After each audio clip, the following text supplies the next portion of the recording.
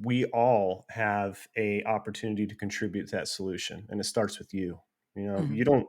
It starts with you listening to the people around you, your grocery store, like everybody you interact with. Just do more listening. I guarantee, if everybody in this chat, you and me, were just to say, you know what, I'm not going to talk today. I'm just going to listen.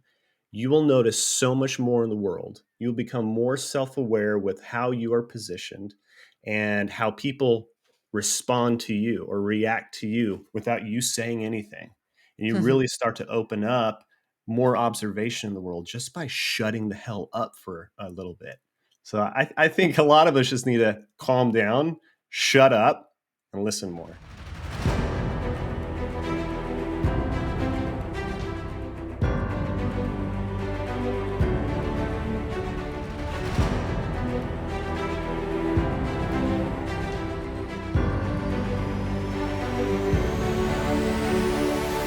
Guys, welcome so much to another Gamerswecare podcast. Tonight we have a very special podcast here.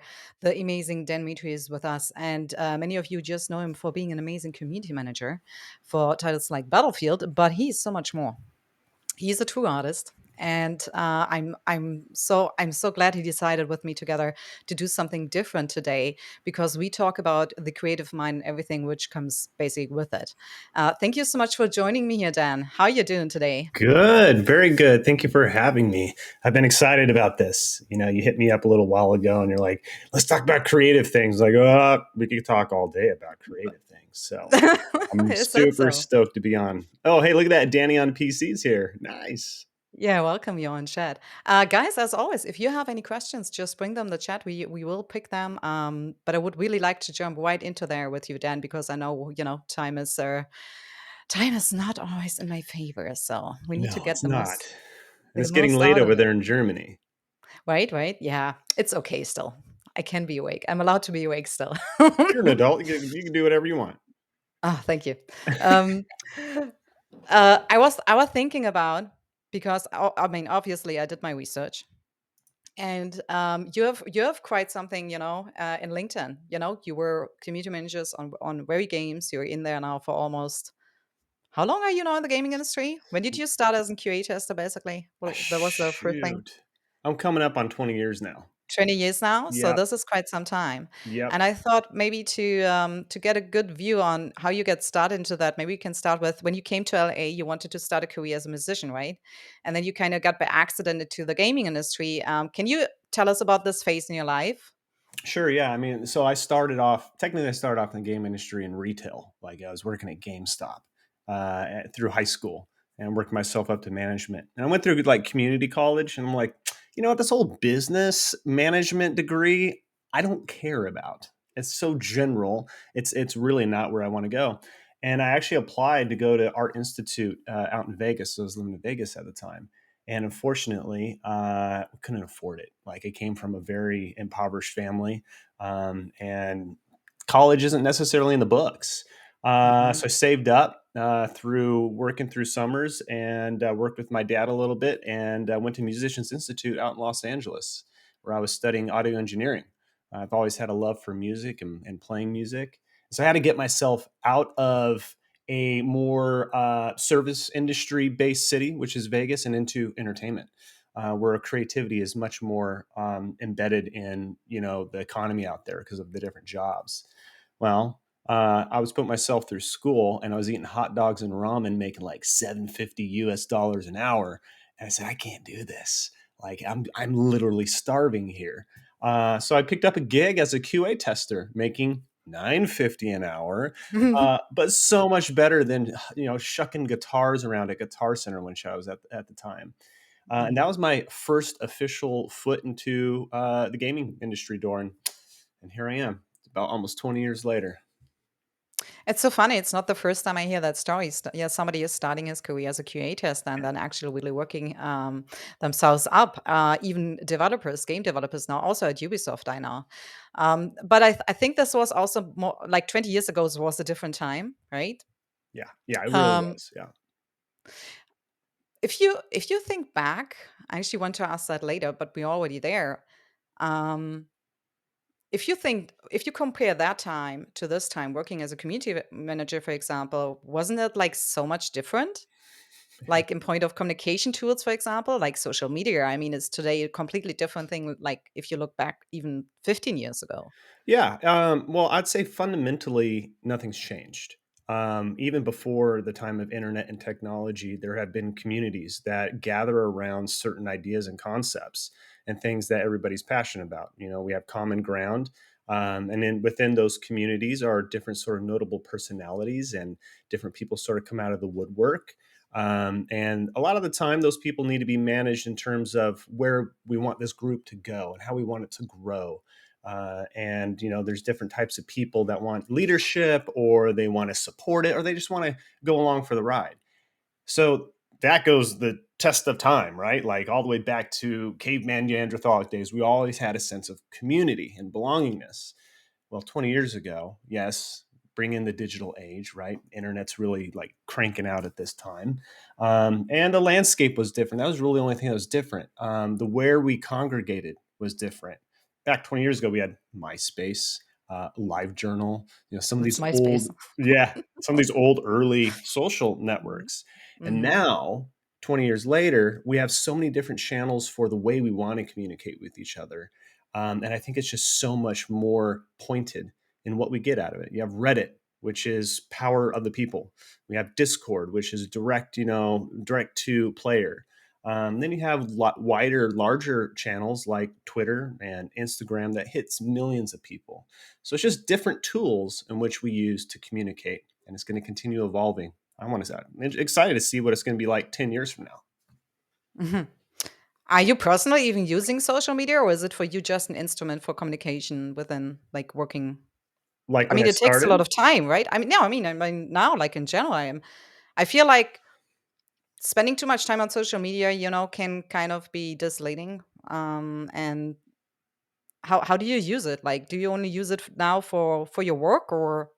I don't use social media nearly as much as I want to say some of my counterparts or some of my friends and colleagues. I don't use it like it's intended necessarily. Um, I'm not in there all day long. I'm not in there interacting with people, posting updates, because that's not what I want out of social media anymore.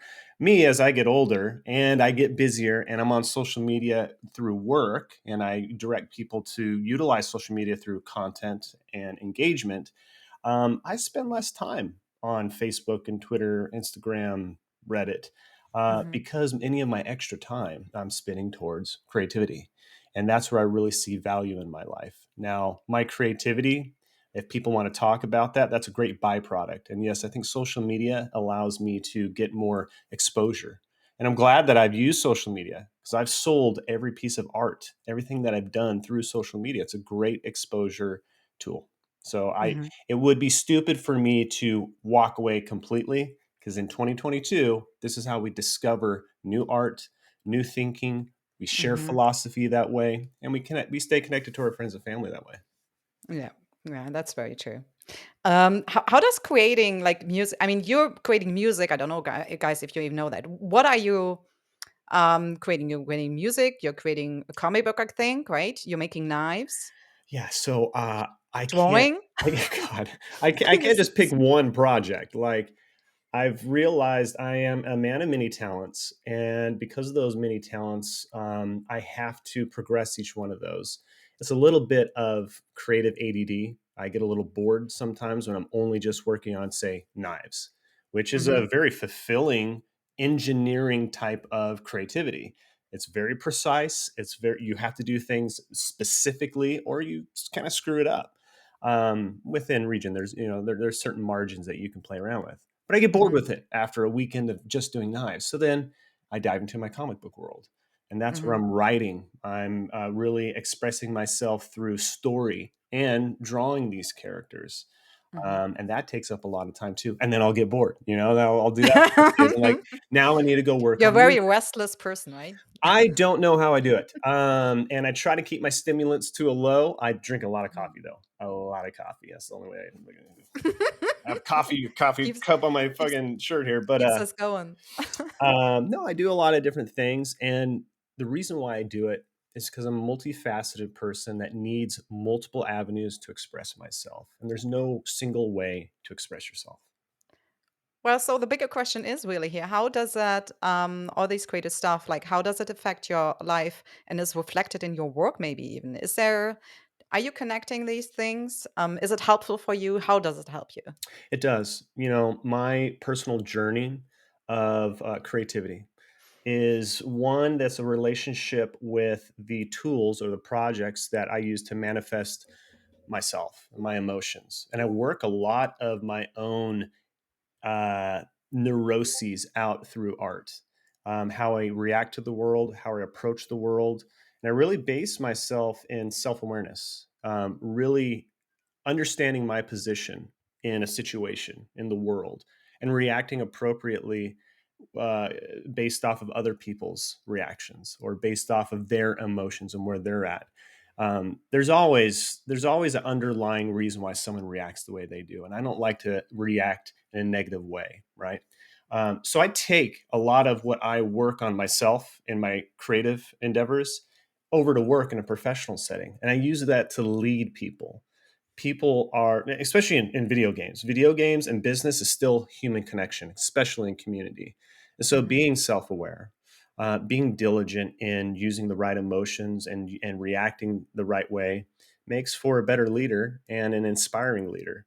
And a lot of the time my teams don't know what to do, they don't know how to react, they're young, they're still learning how to navigate a professional corporate environment or even just handle their own emotions. So I need to be someone who's calm, collected, pulled together if I expect my team to eventually get there. So they are very much linked together.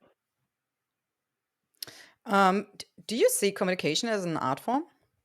Yeah, absolutely. Absolutely it is. Communication is inherent in all of us, but communicating in a way that draws um, the intended topic or objective out in a concise way where everybody is satisfied and they're not negatively impacted or they're not put down for their views or their opinions is a very strong trait. So diplomacy is important. And diplomacy isn't necessarily something that's inherent. That's something that's taught and learned. So communication is an art form, absolutely.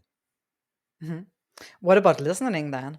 Like, I mean, these two belong together, right? Yes. Isn't Communication that? is listening. Absolutely. Mhm. How can you communicate with anybody if you're not truly listening to them? Mhm. Um, Goes for relationships, right? Friendships, romantic, family, whatever it may be, colleagues at work. That's the first rule in good communication is listening intently and listening to the value that someone's telling you, and then reacting appropriately to that. Sometimes people don't even want advice or even to be talked to; they just want to be listened to. So I think that's the first golden rule: throw on your good ears. Hmm. That's interesting. I was thinking about, like, if we are living right now kind of in an age where we need to learn exactly that, like, listening is something, or good communication is something nobody is really teaching you, right? Yeah. So it's either something, um, you have the luxury to pick it up through your work, for example, right? Or you have a good environment around you. I just hope, like, this is something we as in a society get better eventually in listening and communication. It would help a lot, I feel. Well, I mean, it doesn't come down it comes down to the individual, right? We all have a opportunity to contribute to that solution, and it starts with you. Mhm. You don't it starts with you listening to the people around you, your grocery store, like everybody you interact with. Just do more listening. I guarantee if everybody in this chat, you and me, were just to say, you know what, I'm not going to talk today. I'm just going to listen. You will notice so much more in the world. You'll become more self-aware with how you are positioned and how people respond to you or react to you without you saying anything. And you really start to open up more observation in the world just by shutting the hell up for a little bit. So I think a lot of us just need to calm down, shut up, and listen more. Mhm. Yeah. It's fine that you say that. I did that 2 days ago on a birthday, but everyone was so drunk, and I just try not to talk and just to listen, and I realized on some point that whoever I talked to, these they were talking to themselves, like, I just brought up a topic and they started talking and reflecting their judgment and their opinion somehow.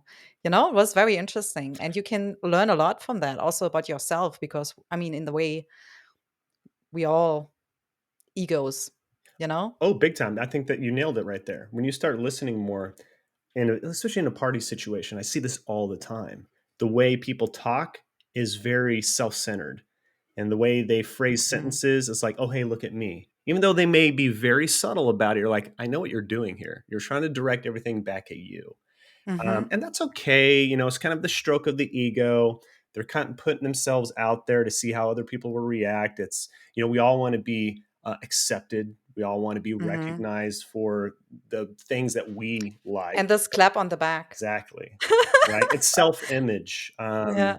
And I was thinking about that the other day because I write every morning. When I wake up, I write what I call morning pages. It's about two to Mhm. three pages of me getting whatever's in my mind out. It's very meditative and it helps me set up myself for the day where I get all that bullshit I've been dealing with behind me and focus on Mhm. what I need to get done. And one of the things I was thinking about and writing about the other day was how my self image is something that I project on other people through conversation, through my art, and it may not be perceived the way that I want it to be perceived. So, let me give you an example. Sometimes I feel like a Chris Hemsworth inside, this manly guy. And I'm like, yeah, I'm macho. Like I've got all my stuff together. I'm confident. Hey, you're a good looking man. Oh, maybe not as buff, but sometimes I feel like a Chris Hemsworth. And as I go into social situations, I'll wear my chest high, and kind of stand up and like I have all the confidence in the world. That's not how people necessarily perceive me. What they perceive me is a Paul Rudd, like the good guy, Mhm. everybody's the soft, caring, like that's how it's being perceived. So I was thinking about that contrast of how internally I may be want to be perceived a certain way and I may act that way, but it actually comes out in a different way to other people. And it's because they have different life experiences. They're responding to me in a different way. And honestly, I'd rather be a Paul Rudd than Chris Hemsworth any day. He's funnier anyways. I just asked myself what's more important, the way you make yourself feel or the way people see you. Yeah. Because in the end, I mean, if this is like something you feel, like I feel like a whoever you want to feel like, I mean, that's a good thing, right? It doesn't even matter what other people think about or see in you because they are reflecting something from themselves, you know? Yeah, yeah, I think so. But there's also the unspoken that we all feel. If you're really listening more and you're more self aware, you become more intuitive. And that Mhm. intuition is the ability to pick up on energy. Now, you exude energy. If you're feeling good inside, you don't even have to say anything. You could feel that on Mhm. someone else. Like, oh, I could feel a good vibe from that person. And you felt it, right? Everybody in this chat has felt being around someone that you really feel comfortable with. Like, I like that person. It's Mhm. because they are good inside. They feel good inside as well. And that's exuding outward. And so we have to work on ourselves. It starts with us if we want the world to change and put out good energy and then receive the Mhm. good energy around you. And I know, we can even go down further of the consortium around you, the people that you congregate with really does shape who you are. And that's why it's important to keep good people in your life, people that are positive and who encourage you. Mhm. Speaking of which, like you said, you have like this routine of writing. Do you have any other routines you practice in your life that helps you to find your balance or Yeah, I get do. out of more your day? Yeah. So outside of the writing in the morning, I make sure I exercise. Exercise really gets your brain going, as it rebalances your chemistry. Eating right as well, being healthy, drink a lot of water. It's what you intake and how your physical form is very important. But when it comes to the mind, I meditate daily. And meditation wasn't easy for me when I first started. I had a lot going in my mind all the time. I have a very hyper productive mind. I'm always thinking about 400 things at once, and that's where my ADD comes into play. That's where I get my OCD. Like I walk around the house, check things 5 different times, and make sure things are perfect. And I have to remind myself, Dan, you're wasting time, and this isn't good for you. And that's where the meditation helps me peel everything away and think about how I feel and how I'm going to react going forward. And so I've really been on a journey of balance, self care, and calmness, because it's the times, especially in very difficult times, whether it's work or in a relationship, the calmness helps with everything. And ultimately, like, I want to have just good times, because when I'm positive and I feel good, then I have more energy and I can press more into my creative endeavors. So it's really important to me Mhm. that I look at my life holistically, mind, body, and soul, and work on those things. Oh, that's very inspiring. I think this is something like we all could, be encouraged to do. Um, if you, I feel like, I mean, I'm a little bit creative myself, and I feel like getting into the creative state is sometimes you can't force it, you can't push it, and like, how do you do it if you're maybe saying you're not in the best mental state? Um, do you do it to basically go through it? Do you use it? Do you use that energy at all? Or What you're talking about is creative blockage, and yes. every artist, every creative type, people who are inspired or pushing for a creative life. And I'm not talking about just painting. I'm not talking about, sculpting or drawing. You can still be creative in a professional setting. Whether you're a marketer or you're a lawyer, there are creative ways that you can approach work. We're all creative. Creativity is around us. Life is creativity, and life is art. And we tend to get blocked. And creative blockage comes from the negative things in the past that we haven't dealt with, or even currently what we're dealing with. It could be time. It could be negative people in our lives that are sucking our time away from us, the good energy away from us. It can be some traumas in the past. Like when I was a child, I had an altercation that it took me 10, 15 years to get over. And that altercation led to me not expressing myself correctly, and I was afraid to talk about my emotions and then share my emotions, whether it's drawing it on a piece of paper, writing it, or singing it. And I realized that I had to get over that and I had to deal with those things if I wanted to creatively open up and open that flow. So I've been reading a book by someone called Julia Cameron. I'm going to show this to you. Oh yeah. It's called The Artist's That's, Way. hmm. And the Artist's Way is a 12-week program that really starts to get you thinking about your creative blockage and where it comes from, and allows you to deal with it day over day, week over week, and prioritize your creative health. And so, a lot of the exercises that I do week over week, the morning pages, I take myself on artist dates. Those are really important. The artist date Okay. allows you to say, I'm going to carve out an evening to myself, for myself. I'm just going to go have fun, maybe even in a juvenile way. Sometimes I've gone to Target or Walmart department store and I pick up a small little Lego set. I come back home, pour myself some whiskey, and I make a Lego set. It allows me to Okay. feel youthful again, Hmm. constructive, and step away from the things that have been bothering me through the week and pay Hmm. attention to myself. And I feel Hmm. better after that. And honestly, my next day, my next week after that, I'm like, I'm creatively charged. So it's Julia Cameron has a way of talking through our Whiskey and Lego, top issues. stuff. Huh? Sorry. Whiskey and Lego, good stuff. Oh Jeff. yeah, that is the way to go. Um, so Julie Cameron has a way of really digging into our hearts and what our creative blockages are. And what I've learned from it is I get more out of this as much as I put in. And that's really with any creative work, right? And Hmm. sometimes I'll end on this point. Sometimes I don't want to be creative, but I know I need to. You just have to do the work. If you do the work, if you get out there and you start writing, even though you don't want to, and it's bullshit, you're like, I don't care. Don't feel good today. Exercising that muscle, I guarantee you, creativity will run through you. The universe, if you're open to the universe will speak through you because the universe wants you to be a vessel for its creativity to manifest something that has never been done before.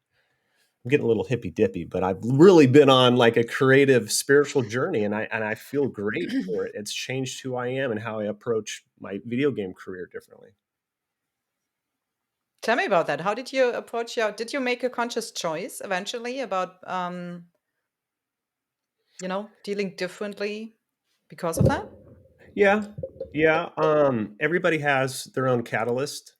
I've always been a creative person, because I went, like I said, in my early 20s, I was playing a lot of music, and I put myself through music school with my father's aid. Um, Growing up, I think we all are somewhat creative, but there was a point in my life where I said, I need to pursue creativity 100%. And that was about in my early 30s. I was chasing my career, which was very helpful for me and financially very good for me. But I was dealing with a lot of depression, through lost relationships, through losing friends, moving 30 times in my life and just like having to start over. And I realized that no single person, no single situation is going to help me as much as I'm going to help myself. And I Mm, realized my creativity allows me to hide, so to speak, reset, really connect with myself. And then when I'm comfortable enough, I could share that with the world. And that's what I'm doing now through music, through my art, through my knives. And people are responding that in a very positive way. Now, I don't go out and say, "Oh, I hope people buy my stuff. Oh, I hope people like this." That's not why I do it. I do it because I need it. I do it because of mhm, my own sanity.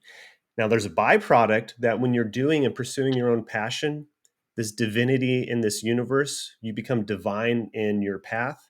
There is a byproduct. Sometimes it's fame, sometimes it's financial success, sometimes it's peer recognition, but that should never be your goal. And so, mhm. kind of full circle here, I pressed into creativity to deal with my own demons, and I still do. I have a lot of demons, and I always will. That's the battle every day, and I'm fueled by my own negativity to turn that into something positive. That's interesting. And it sounds more like also like a vote to take ownership for yourself, to take ownership for your own mental health. And like you found your way how to deal with that in your own way. Um, would you say like everyone has a creative art inside? Like, is there even like, is there such a thing as being like a true artist, or can anyone basically they use that? Like, we talked in a way about that before, so I'm not sure how to. I think everybody can be an artist. You and I were kind of talking about this a little bit over DM before we hopped on our call here. Mhm, I think society has a way of defining an artist in a way that's not realistic, especially when it comes to social media. We look at artists as those who are extremely successful, big singers, actors, and anybody who's been so successful that they have the fame and the money, and people know who they are. Yes, they are artists. I'm not going to talk shit. Taylor Swift is an artist, and what she does is incredible. What her pursuit of artistry has led her to was the byproduct of fame and fortune. I just hope that people who get that high in their creative endeavors are still humble enough. So, society has a way of painting artistry and this definition of what art is, and you shouldn't be scared to pursue art, because we're all creative and we have to redefine and find and reshape the way we relate to what artistry is and what creativity is. To me, an artist is really someone who follows their heart in any form or fashion, not caring what people think around them. Like, that is true art. And so you could be an artist as a motorcycle mechanic and doing things. You're now, granted, like, there's certain ways to do, build an engine, but there mhm, are creative ways that you can build a bike. And there's different ways that you can customize those things. You could be creative in a medical field, and mhm, without creativity, we wouldn't have the innovations that we have. We're getting closer to finding cures for cancer. I was reading a headline the other day that there's a proposed cure for HIV. Incredible. And it takes mhm. creativity, looking beyond what we see now and thinking about innovative ways and things that haven't been done. So everybody has a way of being creative. You can be creative in any fashion in life. You just have to pursue it, and you have to prioritize that.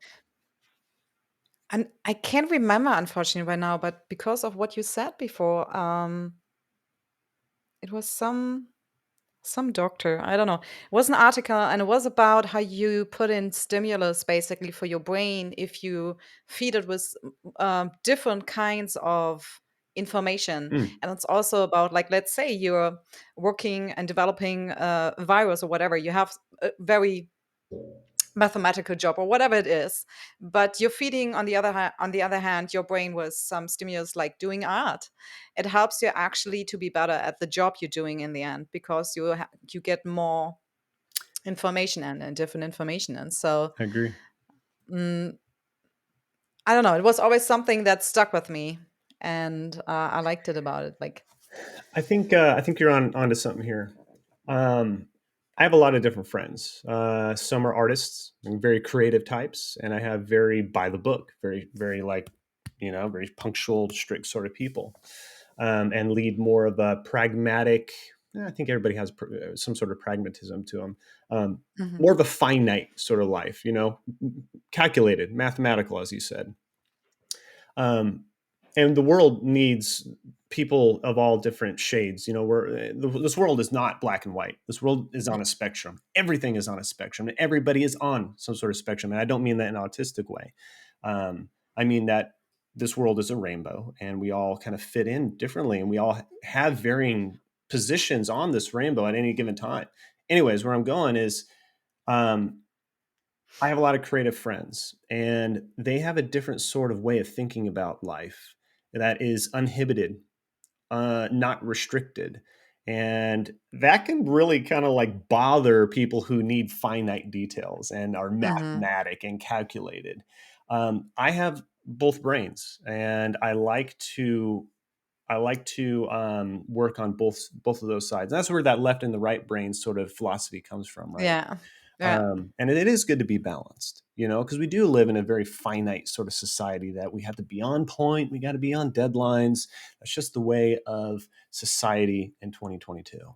But Mhm. I like to let that all go sometimes and not live by restrictions. And that's where my innovations and where I get to really dig into what's inside.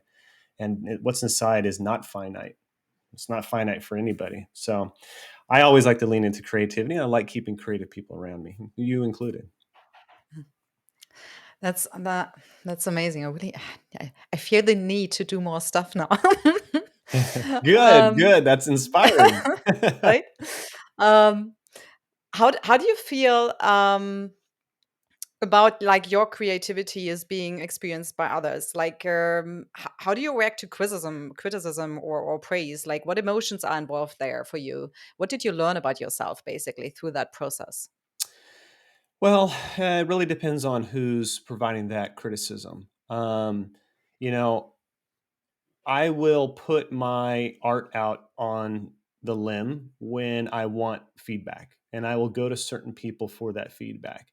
I won't always go to friends and family because unless they're very honest with me. Um, a lot of the time friends and family are going to encourage you, and that's a good thing. They're not going to shoot you down and tell you exactly where you can do better. What I'll do is music. I'll go to friends who are other musicians, because they have the ear, they know exactly what I intended, and can provide me constructive feedback that allows me to Mhm. grow.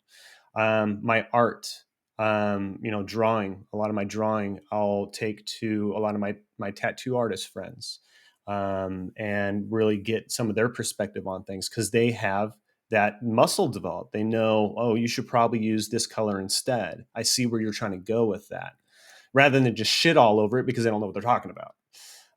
So when I want constructive feedback, I'll go to certain people. Now, I also have a thick hide, and I think that comes from doing community work too. You have to have a thick hide. Some people will just give you blatant, stupid feedback, like, you know what, that sucks. Sometimes that's from their own insecurities because they're jealous. Sometimes they just don't like that kind of art. And I'm not going to take that to heart. You know what? You don't know what you're talking about. That's kind of how I defend it. You don't know what you're talking about. But I have to be selective with that feedback, and you can't let it get at you. And when you have that negative reinforcement, it's very hard to stay in a creative groove. And that's where positive affirmations come into play. I'm always talking shit to myself. Oh, you're not good enough. Ah, that song sucked. Ah, you don't know how to make knives. Come on. You're not in the medieval era anymore. What are you making knives for? I'm always talking shit. And I have to remember that is not good for my creative child inside. We all have a creative child inside. And any child, they grow into more creativity and better output with encouragement and positive affirmation. So anytime, here's the lesson here is anytime you start feeling something negative, oh, I suck at this drawing. Remember, you got to tell yourself, you don't suck. You're talented. You're good. You're a good artist. You're just learning. So keep working at it. And I guarantee you, waking up every morning, writing in those morning pages, saying, I'm good at art. I'm talented. I'm unique. I'm not old enough. Whatever your negative talk is, return it and combat it with positive affirmations. I guarantee you'll completely change the way you approach your art and approach people around you and approach your living. It's been powerful for me. Yeah, the most toxic person is always yourself, right? Oh, 100%, right? You'll always be Mhm. your toughest critic. Absolutely. Mhm. Absolutely, yeah. And it's really interesting because I mean, most of the stuff I created, especially when you look back, like, when you start out with new stuff and then, after 3 years when you get better and better, and then you look back to your beginning, you think like, "Oh my god, that was so bad," or whatever. And it's hard to see the positive in your own stuff, especially I feel sometimes. Yeah, I mean, you're an artist, right? You've been showing me some of your paintings, and you were telling me a story the other day where someone came over and saw a painting on the wall, and Mhm. they're like, "Oh my god, that's amazing!" You're like, "Oh yeah, that's mine." What? Like, Yeah, it happens a few time now, and it took me a long time to see the goodness in that painting too. Like, I think it took me over a week. Like, I had to look myself there without this judgment on myself and just, let it just enjoy what you see there and be proud of yourself. This is your first fucking painting. What do you expect, you know? yeah, Like, it's interesting. So, look, Danny said something in the chat, and I actually had that in my mind as well. You had a band. You built a band, right? When you were at EA, and he said in the chat, like, "Hey, do you have a band now at Ubisoft as well?" Um, I, no, I think, the Dice studio in LA had a Dice house band. I yeah. never joined that. I actually just stole Oh, Ryan's. really? Yeah, And I thought you founded that. no, no, no, no. That was a long time going, and a little political there. Like I was on the EA side, and EA is the publishing side, and Dice is the studio. And so, like, if you're a part of Dice, they kind of like to keep the after work culture inclusive. So I never got involved with that band, but I stole a couple band members in order to start my own like side thing. So They are I good. I would, take them. I would love to start a Ubi house band. That'd be fun. Is Do you see that coming now? I mean, are you mostly working remote now with Wow, COVID? I'm 100% remote. How would you even do that? Like, is that I just thought like this is so great because if you do something like this on the side, if it's sport or doing a band or whatever with your um um other word, not employees, thank you, coworkers, thank you. um this is like a bonding as well, yeah, right? You're on another level and there's more connection with the colleagues, right? Yeah. Oh, yeah. 100%.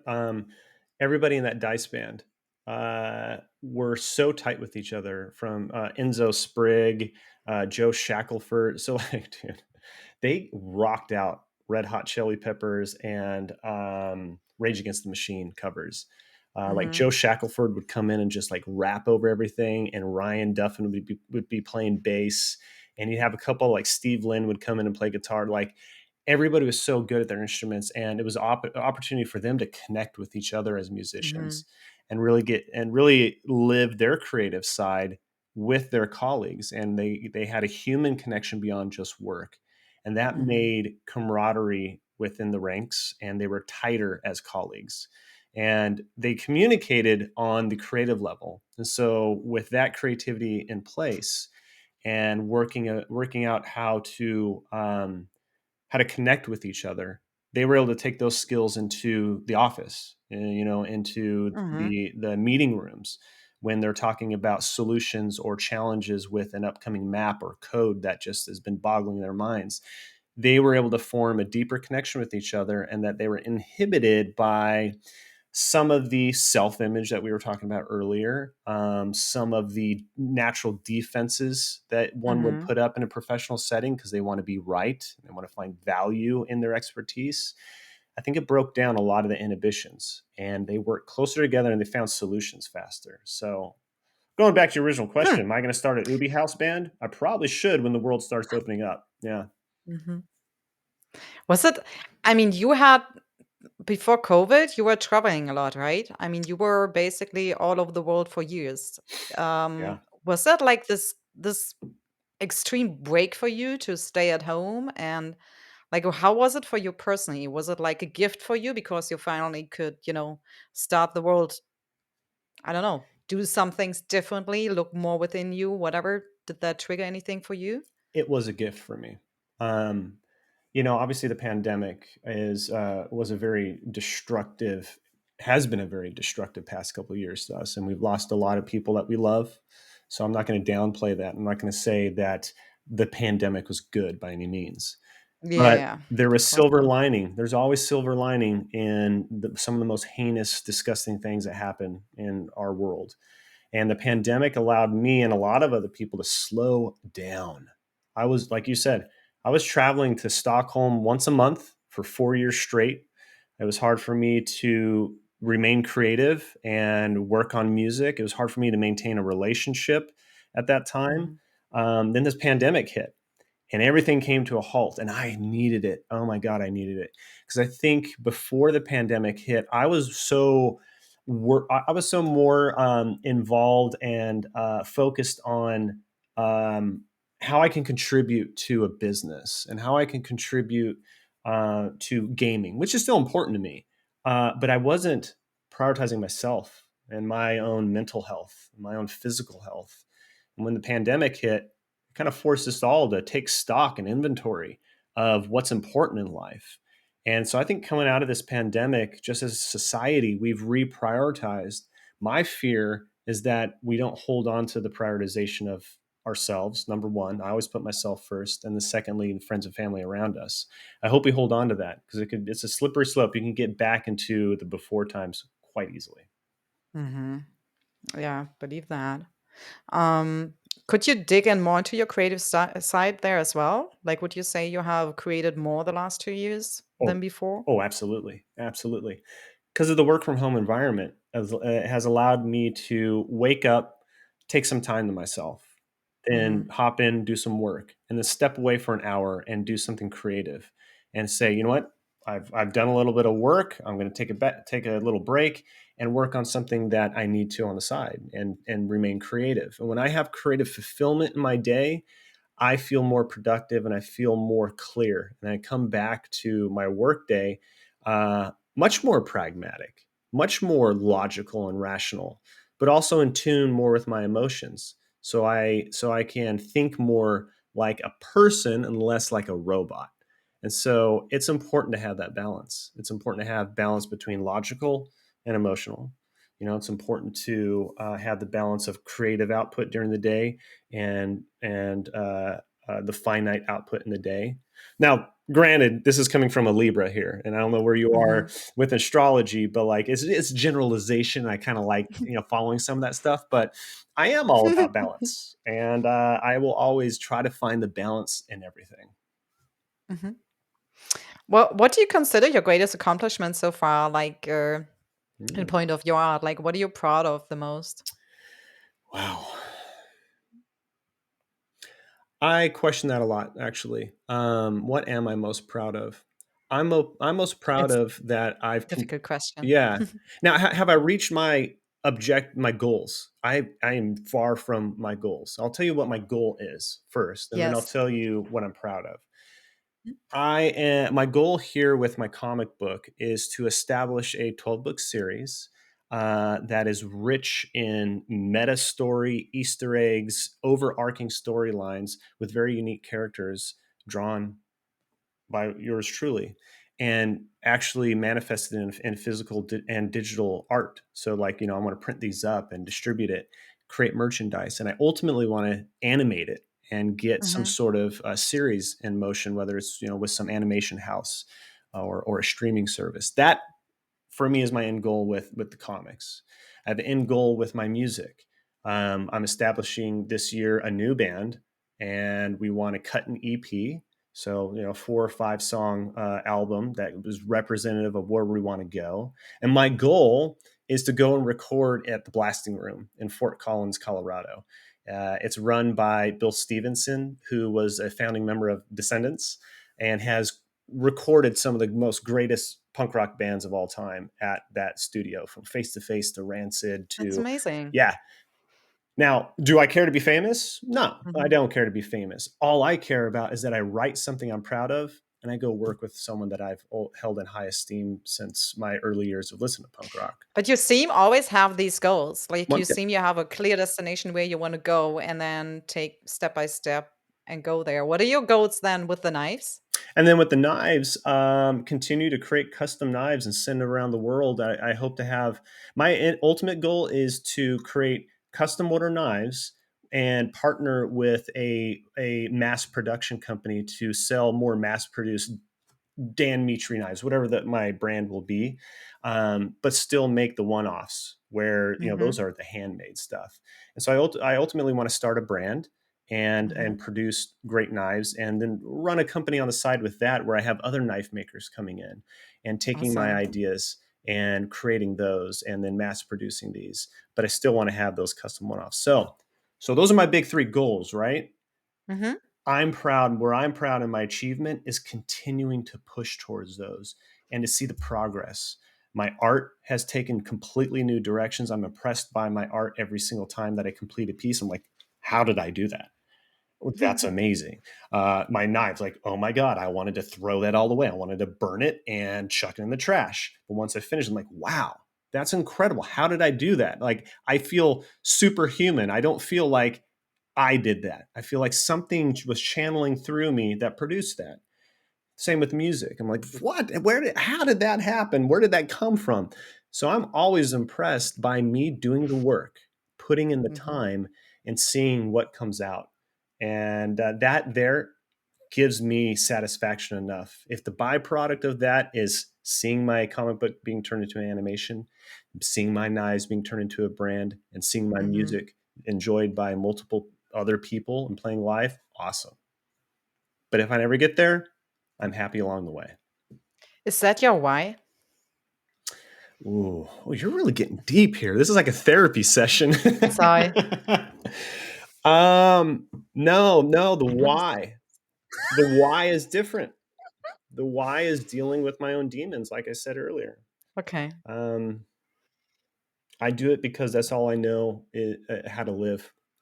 Honestly, if I didn't do that, I don't feel like I'd have a purpose in life.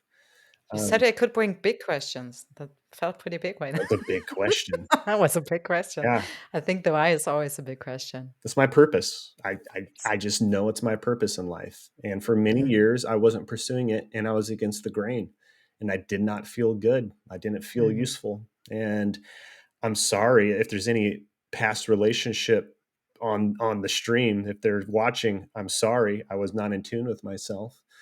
I'm very much more in tune now, and I think it shows with the kind of people that are magnetized to me now. Which one of your comic book characters would you be? All of them, Sorry. all of them. Honestly, all of them.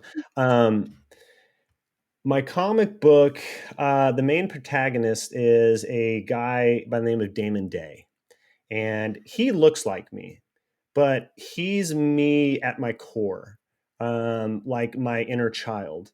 And the characters around him, the main antagonist, which is Lucian, he's the ruler of not quite hell.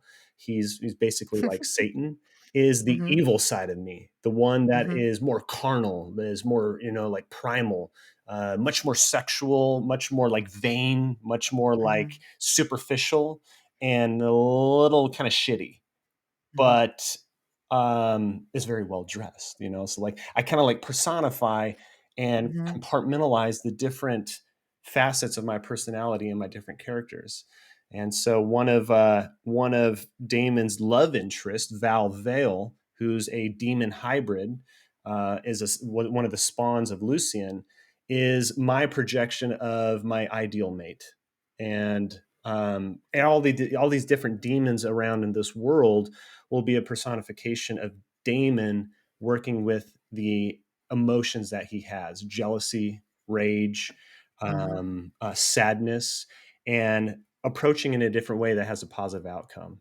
So all of the characters are an extension of who I am. And I think good storytelling is digging deep and referring to your own life experiences, because people relate to life experiences. Doesn't that make it more authentic? I was 100%. just I just thought. 100%. Yeah. It does make it Mhm. more authentic. It also makes it very vulnerable to put yourself out there, to write a story around who you are, to draw and I personify mean yourself. I mean, if you wouldn't have it said it, nobody would have known, Nope. right? Only people on the Now stream know. yeah, now I would probably watch it and then thinking like, "Okay, this is the real Dan in all of it, like, compressed," you know? That's super interesting. Um, why can I hear myself now? Uh-oh. Something switched. Oh, wait, I just tried to ignore it. Got a lot of good Um, people here in the chat. I see Heath. Oh, I miss you too, Heath. Yeah. yeah, guys. Also, I don't know how what about the time? We're hitting the hour. We Do are we have in to the stress? hour. I got another 30 minutes. I think that'd be a good. Is that okay? Yeah, let's do Okay, that. thank you so much. Hey guys, if you have any questions, just put them in the chat as well. I hope you guys are doing great so far and you enjoy the podcast. Um, let me dig into another question for you quick. I'm so sorry. I feel bad for Pan right now in the background because I switched around my original script here so much. And I'm confused myself. Ah, yeah. This is actually, I think this is something where, I mean, everyone here basically in the chat I see is a creative person. Yep. Broken Machine is here. Danny is here. You all are so creative in your own way. Fergan is here. Um, are you striving to be unique in your creative endeavors, or is it like, because I mean, on the one hand, you said it's about, I need to be productive, I need to keep going, and then the other side is that we are watching ourselves like, I could do better. So, um, can you explain how you look at it? Yeah, yeah.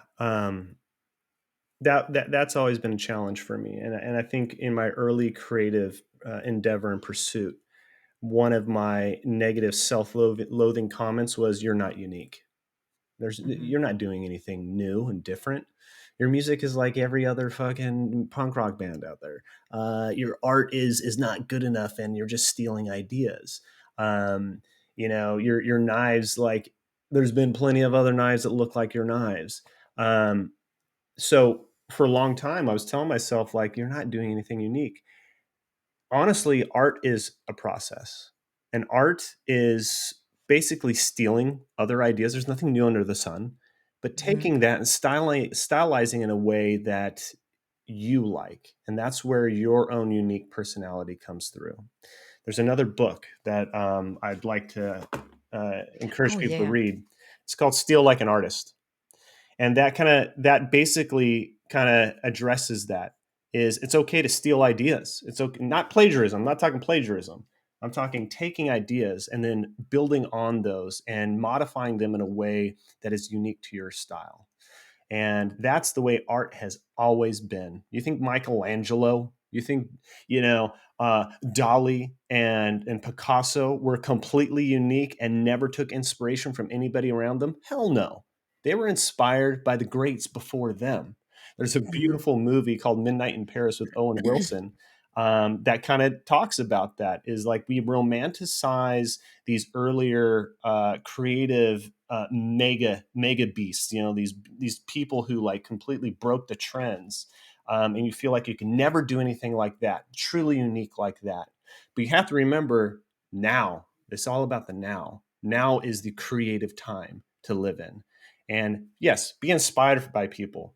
Steal some ideas from Michelangelo, from Dali, from Picasso, but take those and modify them to the point where you put your own creative twist on things. And if you continue to do that, if you do that week over week, starts turning into month over month, starts turning into year over year, your style will start to come out. and you will have something unique. Absolutely. It reminds me actually of how I started my photography career. And at the beginning, I had no issue actually with copying other artists. I actually did it on purpose. For example, you know this everyone knows this painting of that woman sitting there. Does she have an apple in her hand? I'm not sure. Oh no, the girl with the earring, with the one earring. I think it's even called that painting. Mm, Was a painting from the night. Doesn't matter. So I try to recreate that painting into my photography. And I did that a lot actually, because if you look at painters, they have a very good eye for light. And for me, the most fascinating thing was how can I create everything with light so I don't have to put much into post production. I wanted to create the picture as I'm shooting it. So that was always kind of my goal, my thing. And just by doing this over and over again, like taking other pictures as an example and trying to recreate this light they had in that scene, helped me to understand more about light itself. And then I could create, in the end, my own stuff with it, what I learned. So I really think that that is a very interesting point there you got there, and it's very important. And people shouldn't be holding off in like I could be more creative. It's more about, like you said, doing it over and over again, and then developing your own skill, your own view on things. You don't have that from the beginning. Because that's the other thing. What everyone tells you, if you do something artistic, find your own style. And I think this is sometimes people they're afraid of that because they can't give you an answer straight away. It's like, but I don't know who I am, yep. you know? Yeah. And Find your own style. I'm trying. Like, that's a tall order to fill. I think you don't have to have a creative bone in your body. What you do need, and I think the number one trait that separates an aspiring artist from anybody else is curiosity. Always be Mhm, curious. Always try to dig into something you don't know about or find something that you're passionate about and just be curious about it and be truly, if you're enamored by something, why wouldn't you pursue it? You know, mhm. and I think that Yeah. curiosity drives innovation, and it drives you to find different areas within your own mind and relating to the world around you in ways that you never have. You brought up lighting. um, you find things that you are good at when you start to do Mhm, the work. When I mean do the work, it's actually sitting down, bringing up your typewriter, your keyboard, writing, drawing, bringing up your pencil and your notepad, sketching. When you start doing the work, the universe has a way to say, "Okay, cool. I'm going to work within you, and you're going to find something that you didn't know before." Right. mhm, And so when I started drawing many many years ago, I always found intrigue in lighting. I love shadows. I love highlight work. I wasn't a mhm, big fan of like original ideas, but I leaned into copying some like Spider-Man. I'd trace Spider-Man because I was at that time I wasn't good at like creating something of my own, but I would then put in my own lighting and my own shading. And from out of that, my own style developed. So I want to share a link with everybody in chat. I'm really proud of Val Vale here. Look at the lighting and the shadow work. And it was the lighting and the shadow work that I had in the back of my I mind. think I'm not sure if you can post the link. Send me the link on Discord quick and I post it there. Oh, shoot, you're right. Okay, I'll put it on Discord. I'm sorry we have it Here off. we go. Um, the reason why I bring this up is I was curious about how I can approach a backlit sort of scene that imposes its glowing light on the world around them, and how I would backlight a character and then have the glow on different forefront objects. And out of that was birthed this idea. And Mhm, so I was curious about something that I was good at. And then through that, I was able to develop something very unique. So sometimes all you need is just that little tiny element, that little nudge and push of curiosity to really explore something. And like, I'm super proud of this and I can't wait to see what I'm going to do next. mhm. But I think you're really right about the muscle. In the end, it's really like more like you need to create the habit of being creative, I guess, in a way. Um, thank you. Exactly. No, there's the link. Thank you. Cool. Let me try and put it here quick. Sure. Damn it. So there you go, guys. There's the link. Um, so let me jump right into where are the questions? There it is. Right. Let the yeah, the community questions. I'm sorry. Oh yeah, we have lots of questions coming in, huh? Let me start with the wild time because he was the first I saw him here. Are you back, Pan? Do you have the question from wild time? Ah, yeah. He said, "What's the biggest challenge when trying to manage community expectations, and how does rising or overwhelming expectations affect his team?" I think that's a big question, especially what's going on right now in the Battlefield scene. But I think probably at Ubisoft with Rainbow Six Siege, you have that issue there as well sometimes in other games when it's getting a little bit heated, right? Yeah, so let me reread this question here. You said, what's some good advice for What's the biggest challenge when trying to manage community expectations, and how does rising or overwhelming expectations affect the team? I mean, uh, you're in the middle. yeah, yeah. Where I'm at right now, I'm a director at Ubisoft, and this means that I'm not in the trenches anymore. I've spent 15 to 16 years in the trenches being a community manager, where I met a lot of the people here on the stream because of it, and I'm very thankful for that. You know, Furgun, met her through Battlefield, met you through our gaming, Danny on PC through Battlefield, a Hmm. lot of people through Battlefield. Um, and I was in those trenches. So now I'm a director and I'm actually leading a team of about 35 people who are in the trenches. And I'm using my expertise of successes, of challenges, of takeaways and failures, and leading them through their own success. Now, we do have high expectations. We're a AAA company. We have massive releases. We're working on one this year that's going to be huge for the industry. And there's a lot of expectation to be successful there, to perform well, and to obviously sell units, but to create retention within our communities. And that is done through communications, you know, being very transparent between studio, the business teams, and our players, and bringing that feedback into production teams. So, how do we manage those high expectations? Well, I think it's being transparent internally, talking about our challenges and being collaborative in solutions, especially in a publishing or studio environment.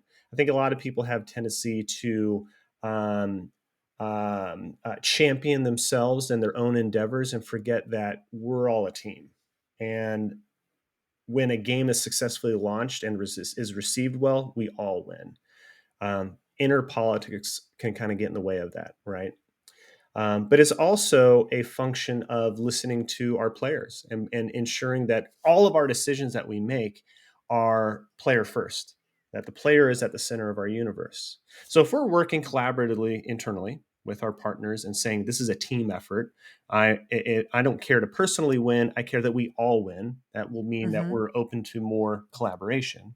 And when we put the players at the center of our universe, this is the ultimate reason why we're creating these digital experiences, why we're communicating these on social, and why we're taking feedback.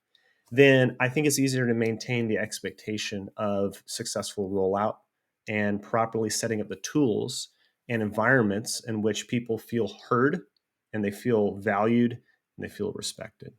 So, hope that's kind of answers your question there. Yeah, I hope wild time that answers your question there. Then we had here Bloody Slayer saying, and I like actually that. Oh no, it's switching. No, there it is still. What have been the most creative way you have received feedback from any game? I think that's a very Hmm. interesting question, Most creative actually. way I have received feedback on any game. I think funny, maybe even. Well, I'm thinking of answering this in two different ways, and maybe I will.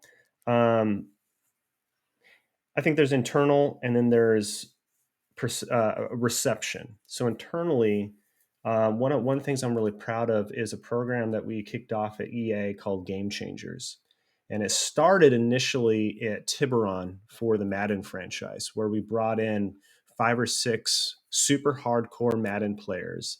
To Hmm. sit in front of our producers, executive producers, game balancers, and you know, roster updaters, all the dev team, and provide their feedback directly to our developers, and that allowed for It allowed for direct feedback that was somewhat unbiased by not filtering it through someone else or a third party agency that put all that information together, is direct to the source. And I thought that was a very innovative and creative way of bringing players into the mix. And so we actually leaned into that more, and we put in millions of dollars to fuel that program through other franchises like Battlefield, Sims, um, Battlefront. Like all of EA's biggest titles got it, and it truly innovated the industry. And now you see other companies mimicking that. And that's what we're doing over at Ubisoft too, is bringing more players into the mix, and providing great feedback. So internally, I think that was a very creative solution to getting feedback directly from those who play our games. And then the Mhm. second part of that question is externally. When people love our games, Furgun, for example, incredible Mhm. screenshot artist. Mhm. You have a couple people like Purdue, who's now at Oh, he's amazing. yeah, he's He's now the at best. Dice, but like Mhm. he and two Scotsmen, Mhm. incredible videography and creating Mhm. amazing cinematics, trailers around of our games. That is a creative way of saying, I like your game so much that I'm Mhm. going to spend my own time and hours and weekends and time away from family creating these beautiful Vista screenshots to cinematic trailers. That's a beautiful, amazing creative way of getting feedback on a game, you know? And Mhm. within that, and I'll end at this point, was because people like Furgun and Two Scots and Purdue were using our in-game lighting tools, some of our Mhm. BF cinematic tools, we were able to take that and apply changes to those to make it even more powerful. So that way they can manipulate rain, different weather effects, different lighting effects. And that was, Hmm. again, a way to creatively provide feedback on that experience. So keep it up. Keep creators, please keep it up. Well, they wish they could now. Yeah. Yeah. Right. Well, Well, hopefully it's coming back. You mhm. never know. But right now, unfortunately, we don't have the tools anymore. Um, what is the best advice anyone ever gave to you? I'm actually curious about that because did you even have like a kind of a mentor person in your life that helped you to develop your skills? Hmm. Um, I've had a lot of mentors in my life.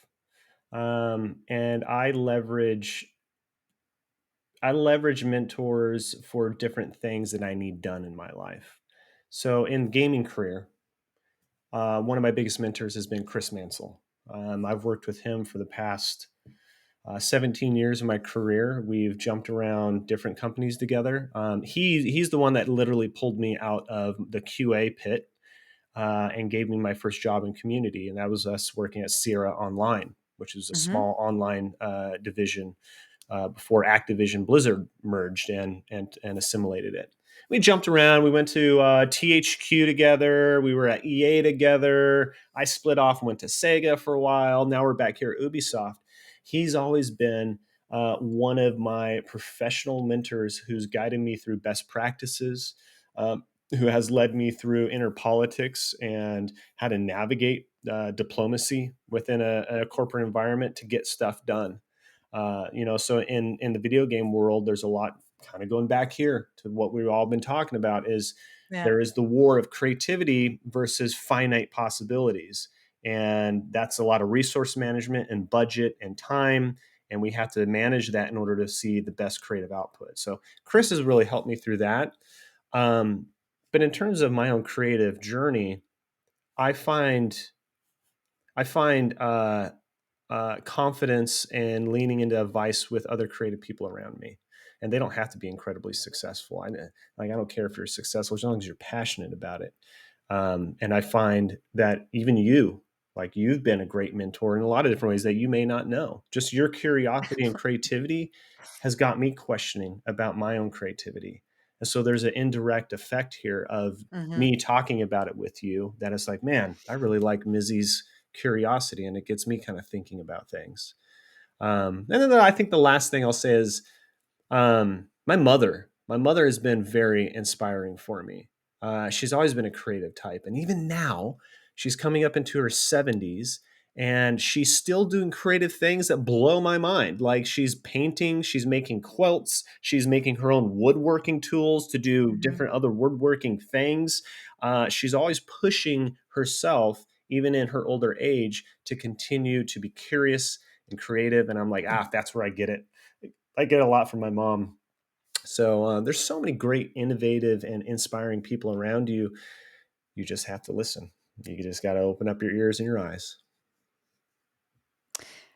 Just reminds me again of this the statistic I saw about which population in the world gets the oldest and why. Hmm. And Japanese people actually get the oldest because they keep learning in their age and be curious about learning new things. Um, and again, I think it's about brain activity. I mean, if you look to Western society, what do? You work till you, I don't know, 65, 70. And then most people, I saw it with my dad, they fall into this hole and he seems to not getting out of this because he had nothing besides his work. And well, he's doing nothing anymore. It's really sad. And my mom is the same as yours. She's like always doing new stuff and is on the move. And she's even older than my dad, and she's like always dancing around and trying to do new things, even though she has, of course, because of her age, multiple body problems, but it's not holding her back. There's always this drive in her. Um, so I think that's very inspiring. If you just look around yourself, what's going on. You can learn from every person around you Yeah. if you just keep listening, I guess, and be present and aware. I think you nailed it. Is when we give up on being curious, when we give up on pursuing growth and finding new passions in life, we kind of just give up on a purpose. And what's the point of waking up the next day when everything that you leaned on around you is gone? If all you had was work and now you're retired, not talking any bad ill will on your father, um, but if that then is removed, what's the point of waking up? That was your motivator. So my biggest fear, Mizzy, is that is two things. Is that I will not get to grow old and continue pursuing my art because of my body. Like if my body fails me. But I Hmm. think mind has a way over matter, and your mind is a very powerful tool. And I think being in a positive state and ensuring that you have more positive energy in your coffer was linked to health, is linked to good physical health. Stress is a number one killer. Like stress and anxiety will kill Hmm. quicker than cigarettes and booze and all that. Like I say Hmm. that loosely. I'm not a scientist, okay, but What? stress does raise cortisol levels and it has a very bad Yeah. negative impact on you. So my two fears are growing old, too old, and my body fails me that I can't be curious anymore. And number two, that I lose curiosity. But Hmm. I kind of feel like I've got advantage on all these, right? I'm trying to stay positive. I'm super curious and I've got Hmm. some big goals. And I can't wait to see what happens when I reach those goals, what my new goals are going to be. What are some things that are still on your bucket list you want to do? I'm Oh, curious man. now because I know you're this restless person who is afraid of, did I live enough in my life? I need to do more things. So, what's out there you didn't do yet? I love traveling. I haven't been to Southeast Asia. Hmm. I definitely want to go out there. So I want to travel the world. I want to see all the countries in the world. Um, love, I think love's a big one. I'd really like to. I'd like to ultimately have a life partner that's there through the thick and thin. That's harder to find these days than anything, I feel like.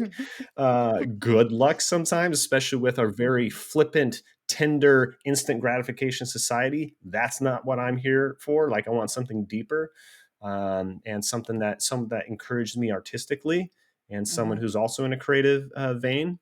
So that's, I would say, another goal. And I guess the other bucket list would be something that's not maybe not attainable in my life, but going to space. Like I am That's on so. mine too. Is it Everyone looks at really? me like crazy. Why do you want to do that now? Like this is my one of my I even made I even made a vision board and it's it's me in space. Dude, right? Like, the cosmos are so crazy, like, there's so much Mhm. out there we don't know about, and Yeah. I'd love just to be in orbit around this Earth. If Elon would ask me, "You wanna go to Mars?" I'm totally up for that. I'm Take ready. me. I'm going there. I'm ready, man. I take some nice pictures there. You've seen The Expanse, though, right? Get ready for Right? war because we'll probably end up getting a war with Earth. Yeah. Yeah, probably. You watch too much Expanse. We just jump later in there. Oh, No, look at I Hasasti. He's like, "I've been watching Expanse, makes me wanna go to space as well." Yeah. yeah. Oh, damn, I'm so sad. Latest season is over already again. Mhm. Yeah. Damn, I didn't know that. Did I interrupt you? Were there coming more? Space? You had space. No. What else is there? No, No, that's it? That's the big ones. I think those are Space. my 3 big ones. Yeah, space, Alright. love, and travel. You know why I say those? Because I think those 3 things are kind of out of my hands. There's a certain Mhm. point where, like, I can push it to a certain point, but there's other people involved, right? Travel, Well, space, you need enough money. space, Travel, or you I need some sort of phallic type ship because you own the world through your online distribution service, mm, if you know what I'm talking mhm. about. Uh, I guess. to love, like, that's just another person that's involved, and travel, like, this whole pandemic has been not great on the travel, pursuit. Well, do you really think that will ever go away? I feel on some point you just need to accept it and then, yeah, well, choose wisely, I guess, and be careful. I'm not sure. I'm not sure what to do about it anymore because it feels like it's a never-ending story. Well, I mean, there's a societal pressure of doing what's right and, keeping the transmission rates low. Ah, yeah, of course. So, like, when things are Mhm, locked down, I don't push it, but when they're mhm, not, I wear my mask, I make sure I'm vaxxed and I'm boosted, and whatever else comes through, I'm doing my mhm, part in the solution here. Um, but when the opportunity to travel does arise, I jump on it. So I've started traveling about mid last year. Started with domestic travel. I was going up and down the eastern seaboard here, went to Philly and Virginia, a couple other places. Went to Paris last back here in December, which was incredible. Talk about a creative city right there. Holy shit! You can't come out thinking like I'm on top of the world. I can do anything I want to. So I've found ways to travel still, and things aren't looking too hot right now. But I hope that, mhm. like, I just hope that Unfortunately. everybody does what they need to so we can get over this shit already. Yeah. Yeah, we have to wait a little bit and then look back, and then we know what we did right and wrong, I feel. Yeah, Nothing is black and white, remember? nothing is black and white. Um, Golden Eagle, before you jump out, I don't know if did you save his question? He had a question quick, and I can't remember it, unfortunately, and I can't. Oh, can I scroll up? Let Can me we see. Maybe I scroll? scroll up on this other one. Uh, Um, I don't want to be rude and still pick up the question quick. He said, "Question to Dan, if possible." Wait, not to me. Why not to me? How excited are you regarding your plans in Ubisoft? Ooh, Or very excited. I'm very excited. So, um, you know, uh, my position now is not necessarily tied to a single brand or a community, right? Um, Mhm, and in the past, I was very excited about launching a game and sharing that with the world and creating a community. So now I get to do that times 30, across all of our brands by working with our community managers and community developers at Ubisoft. So what I'm most excited is seeing us on the path to where I want to be 5 years from now, and being very proficient in 3 different areas that we're focused on is content. How can we mhm, tell better stories on our channels by use of our game updates, patches, community happenings, great UGC? And that means that we need to be in tune with what our community is saying, what they need, but also develop the skills to create great posts and videos and assets ourselves. Secondly, is where are we going to be 5 years from now with creating better games and services at Ubisoft? How do we take the voice of the player and ensure that our marketers, our brand developers, our product, or our studio developers take that into consideration when they're making decisions? And that's bringing data to the table, irrefutable data. That could be around sentiment. It could be around, preferences and game features and code development sort of tools. And then the third, I hope to see us in 5 years is operating in some of the most best practices and standards that the industry has ever seen. So if I could develop a team of community developers and managers at Ubisoft that then gets so much recognition in the community or in the industry that people are like, I'm a community professional, I want to be at Ubisoft, Hmm. then I've done my job. So very lofty goals, but I think we've got a very talented team that's going to help us get there. That's amazing.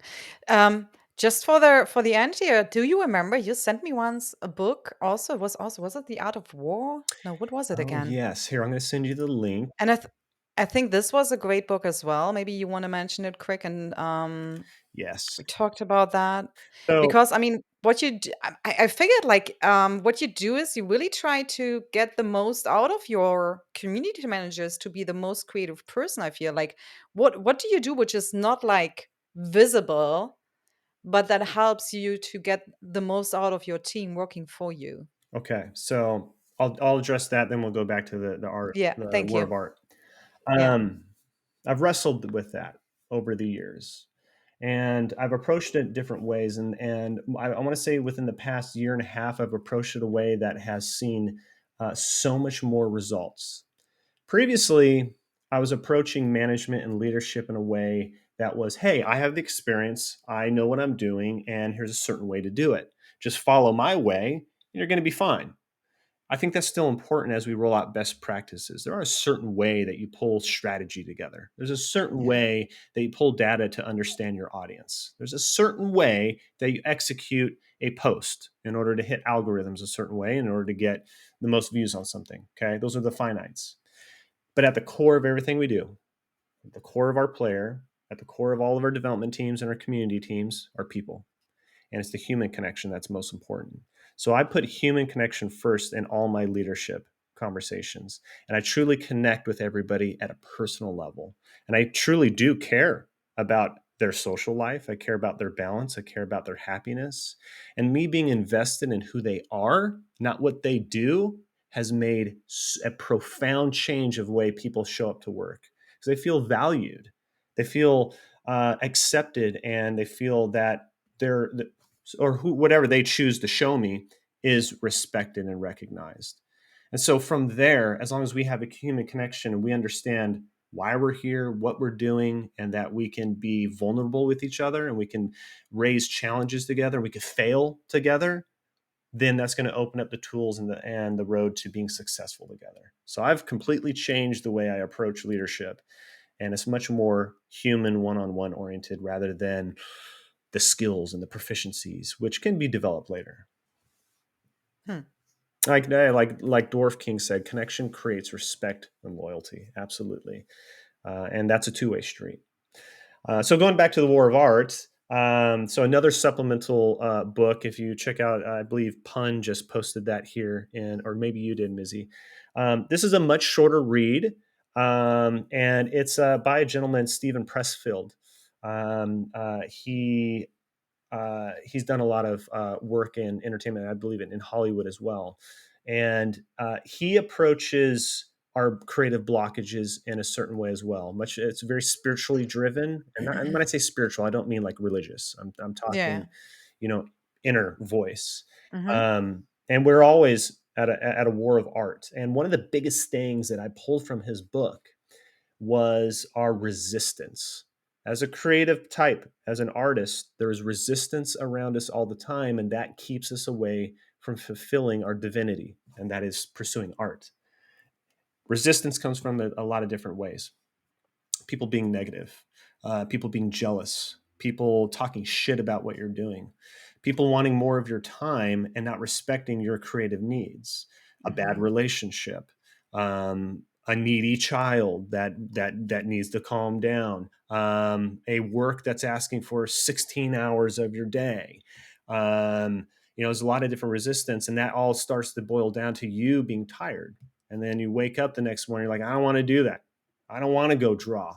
I don't want to go write. And you have to get over these resistance because the resistance is what keeps you back from your creative fulfillment. So I would say check out that book. It's a shorter read. It is it's definitely cerebral. It's definitely spiritual as well. And I'd be interested to see what you take out of it, Mizzy, if you're able to read it, Mhm. because I think we all have Yeah, different I experiences. still have it on my list. I have it, I still haven't read it yet. Mm, Because I was telling you about another book I read that time, but I still need to read it. But it's stuck on my mind, and I think that what most stuck into my mind was really that you use other ways to approach with your colleagues and the people who are working for you, and this has a reason, I guess, and it comes really down really from the experience of how can I be creative, especially like in a job where you say it's about communication, but you want to connect people or groups together, right? right. So I think that's very interesting. To I think we have only time for one last question here, and I'll bring up Hans' question here quick. Is there anything you have learned from EA that you would like to implement at Ubisoft, that has been a process at UE that you thought that would have been nice to have had at EA? Um, yeah, I don't know if you can answer that question. I mean, there's a lot. There's a lot that I. Okay, I can't say anything out of confidentiality, obviously. Yeah. Um, Honestly, what I'm doing now is taking a lot of what I learned at EA and applying here at Ubisoft, but it's in a completely different environment. So, what I think I'm gonna address that question in a way that is somewhat indirect, but still hits the nail on the head. EA, the culture there was completely different from Ubisoft. EA is American, is very American culture, and the Hmm. American culture is work hard, get it done, no excuses. Here's your budget, figure it out, win together, um, with little margin for failure or error, but move on if you do. But Hmm. we want the best of the best, and I think that's what separates EA. EA is a awesome company, and I still have a lot of friends who are over there, a lot of leaders who are doing things incredibly well, and I respect EA. I respect their perspective on the video game business and the industry. Yeah, we all make some interesting decisions over time, but I think they're creating awesome experiences. Clearly, we all play EA games. Hmm. But it's that American tenacity that I like to pull over to Ubisoft, but I need to adapt it in a way that blends American and French work culture, because Ubisoft is very French, and that work culture is completely different. The way I could put it over there is, it's much more family friend, like friend of family oriented. So when you're in the halls of Ubisoft and you've been accepted, you're part of the family, and you have to remember that as a family, everybody has a voice and everybody has some sort of stakeholdership in a decision. And so you need to go the extra mile to make sure that everybody has a say in a decision or a campaign or some sort of business proposal. And so you can't approach it like an American of, nope, this is what we're going to do. I don't care what you say. Hmm. Let's make it. Let's do it because I'm the leader here.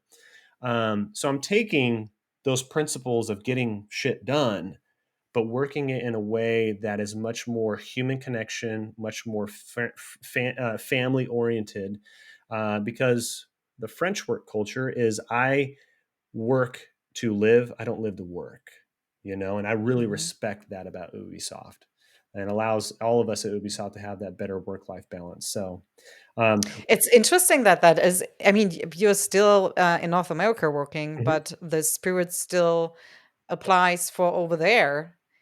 I mean, Ubisoft was founded in France, but mhm. they are now in Stockholm. There are, I think, at 10 different places in the world or something. And everywhere, this way of life, way of work, kind of is implemented through the mother Well, company. yeah, I mean, yeah, so Paris is the headquarters. The whole company was Yeah, founded and is still operated by Yves Guillemot, and there's still a lot of family connected to Ubisoft around that family. But there are satellite studios and there's other publishers. Like I'm here in North Carolina, we have Montreal yeah. studio, we have Toronto, we have San Francisco, and so yeah, you have this world phenomenon of all these different cultures meeting together. but we have a culture at Ubi that that accepts everybody, but has a certain way of doing business, Yeah, it's and we have to interesting. get on board with that if we want to be successful. I love it. Yeah. Um, Thank you so much. Is there any last thing you like to say before we end it here? Is there anything we missed out? We should have asked you. No, I Didn't we mean, I bring think that back? we covered quite a wide gamut of Right? questions.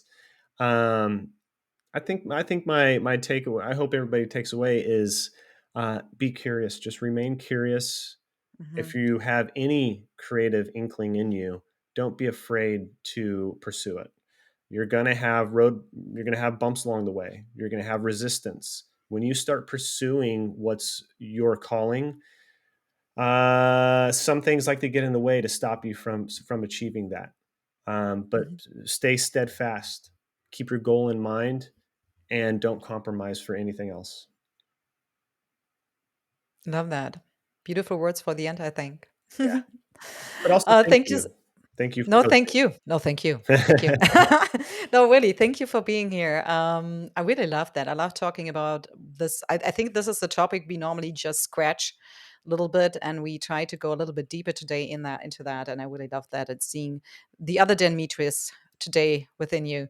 Um, because that's what we do, right? We look at a profile on Twitter and see like this person has this or that title or that position. So that's a person. No, it's not. There's so much more to us, you know? Yeah. And this is what I really wanted to do today and to show. So thank you again for giving us the chance to see that other side of you or the other sides.